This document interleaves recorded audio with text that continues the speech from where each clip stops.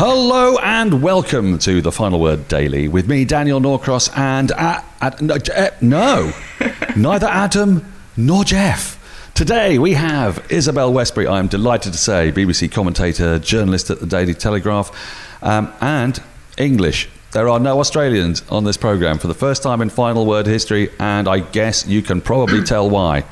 That isn't the actual reason this was scheduled all along. Isabelle, it's wonderful to have you with us. What an extraordinary day's cricket we've seen.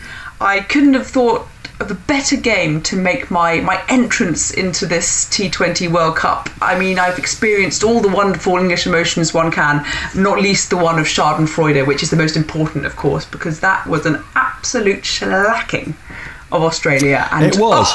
It was beautiful.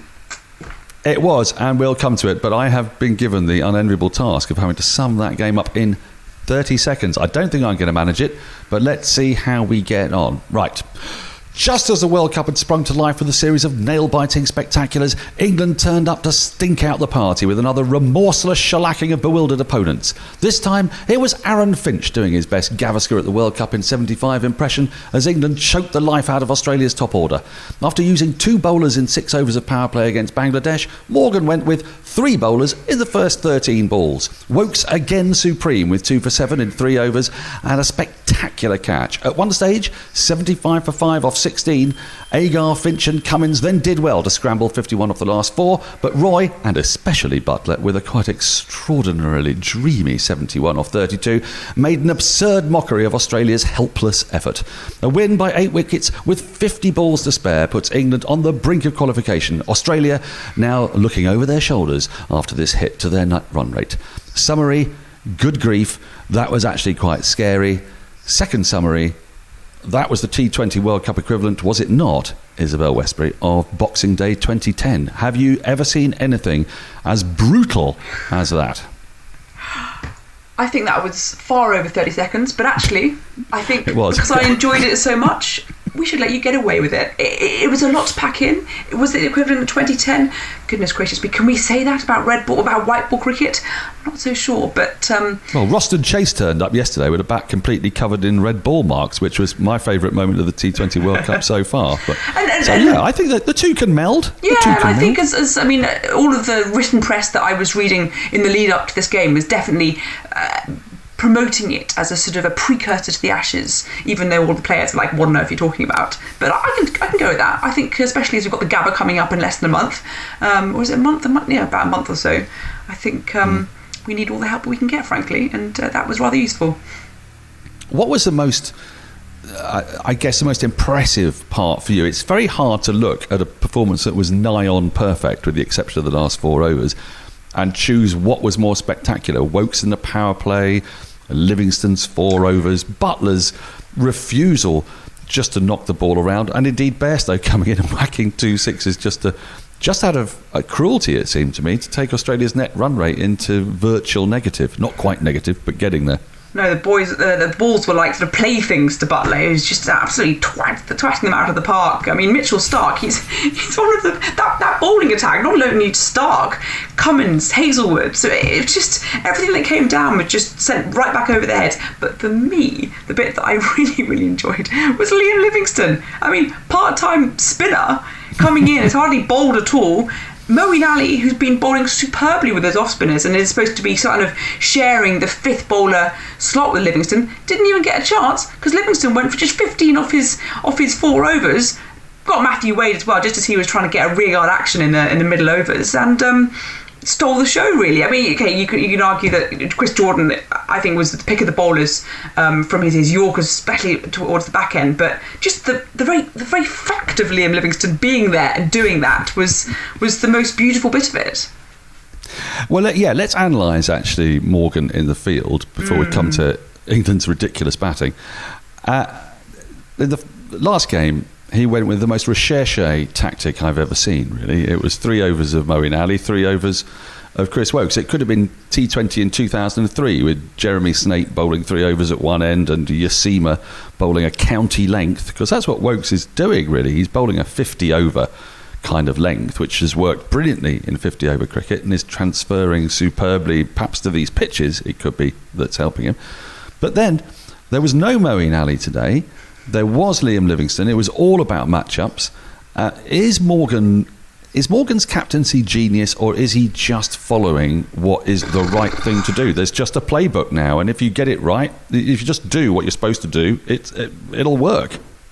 I don't think anyone knows really, apart from Morgan himself. I think that they've obviously got an analytical team which he really trusts, and I kind of think that's the key, because at the end of the day, no player is going to be able to do all this research or take in everything, and he just knows that they do their jobs and they disseminate everything into a very simple kind of instruction to him, and we've seen that with their cards that we see on the side of the pitch, and he then can relay it in a pretty simple way to the rest of his team. I mean, it seems to be the full package. I mean, I think it's right that Eoin Morgan should get a lot of the credit, but it's the seamless way in which the backroom staff interact with the on-field players, including Morgan, that is the key to all of this, I think.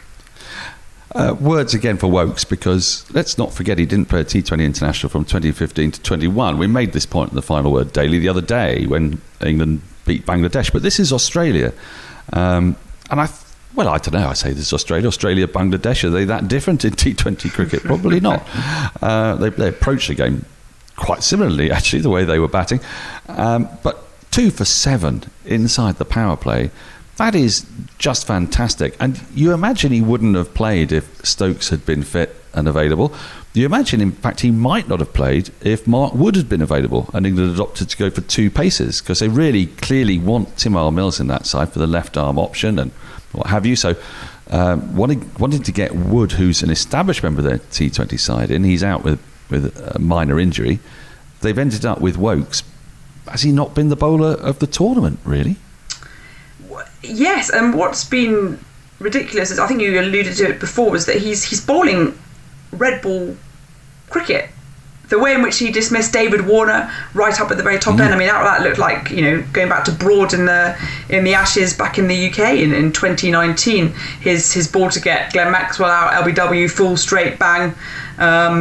He in a way, I've always thought this was T20 cricket, that actually there's so much about variations and about having the one that turns it away, the one that turns it into the batter, the quick ones, the one that has a lot of variations. But actually, there's also a variation in itself in having a kind of red ball bowler. I think Australia have that in Josh Hazlewood, and in a way you could argue that Chris Woakes is that red ball bowler variation, so to speak, and performs that role extremely well.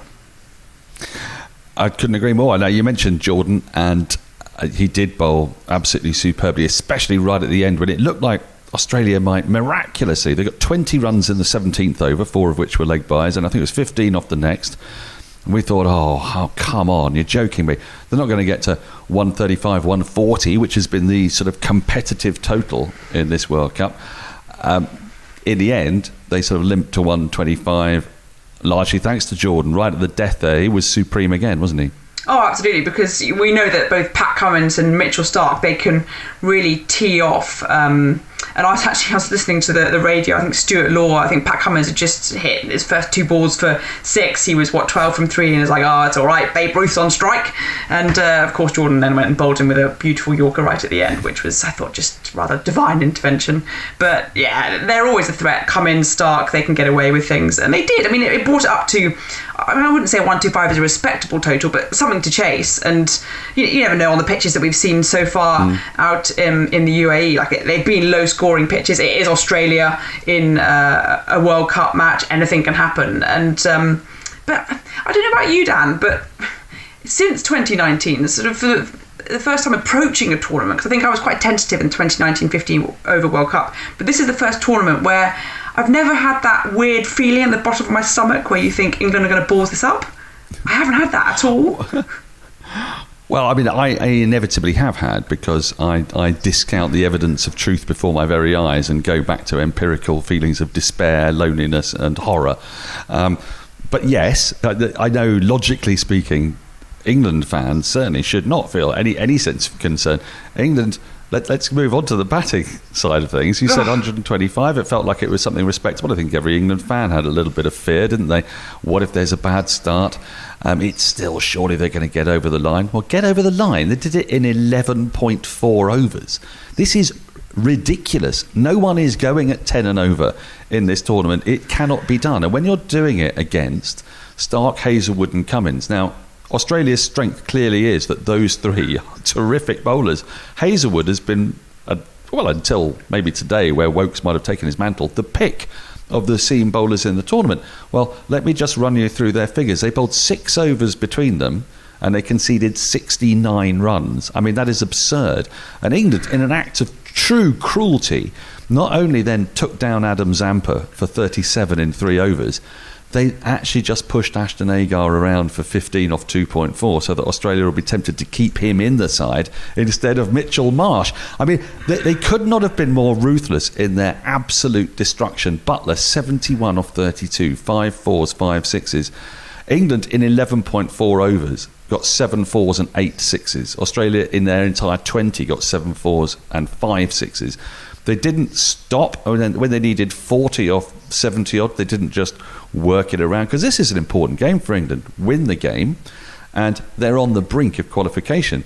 They thought, no, let's just keep on smashing it. Bairstow came in and smashed it. In the 3 matches that England have played, they have won with a collective 155 balls to spare. That is 1 ball shy of 26 overs. This is absurd dominance in a format of the game which is supposed to bring teams closer together. England are taking them further apart. It can't go on. Is it just because they're chasing every time? Isabelle, explain this conundrum. No, we need to cherish the dream while we still can, because, as you say, every English fan knows it will end at some time. But I mean, their net run rate now is what, 3.9? It was the final over of the power play when Butler hit those consecutive sixes off Stark, bowling a full length, and it just looked like the easiest thing in the world. End of the power play, 66 for no wicket. I think we need to kind of explain, I think, to any Australian listeners as well, that it's not that obviously we're enjoying this moment a lot, but it's such an alien feeling to have England not only dominate, but they're going to dominate. I think your scars are probably deeper than mine, Dan, but I have them. And this is, we've talked about this team in uncharted territory, and this certainly is it. This is the final word, so we've got to stop talking about England, even though they are kind of the story of today. But we can very briefly look at what Australia did wrong today. Obviously, losing wickets early on in the power play is doing things wrong, but did they sort of fail to realise that there was absolutely no point in getting to 120, that they had to swing for the hills earlier? Should Finch and Wade gone earlier? Yeah. Should Agar not have got 6 off 14 before deciding to hit a 6? We were kind of caught between a rock and a hard place, frankly, and I think maybe you could argue that that Australia under Justin Langer aren't taking enough risks. They sort of follow the playbook almost too strenuously, and yes, maybe Wade and Finch had to, but can you, as captain, as Finch, you kind of have that responsibility, don't you, to at least steer them towards something as opposed to just go off, because he'd copped a lot of flack if he did. So sometimes it's unfashionable to say this, but you come up against a better side, and remarkable as it is, England were. They were, and Shane Watson, though, they told us all about intent and the lack of it in the Australian side for much of the afternoon while Australia were batting. Maybe there is something in that. He has, of course, become the star of the commentary team in this tournament. Right, quick change of direction here now. I'm going to talk a little bit about Woodstock Cricket. Wonderful guys at Woodstock Cricket, woodstockcricket.co.uk. They make the most fantastic bats. They make the most fantastic gear. It's a personal service. You go into their offices, they check you up, they look you up and down. They say, do you know what I think you need is maybe a few of these. Let's try them out, see how you feel. They bring the personal to the kit, Isabelle, and you as a former player, you know how important that is, don't you? You know how important it is that your kit manufacturer, your bat maker, cares about you as an individual.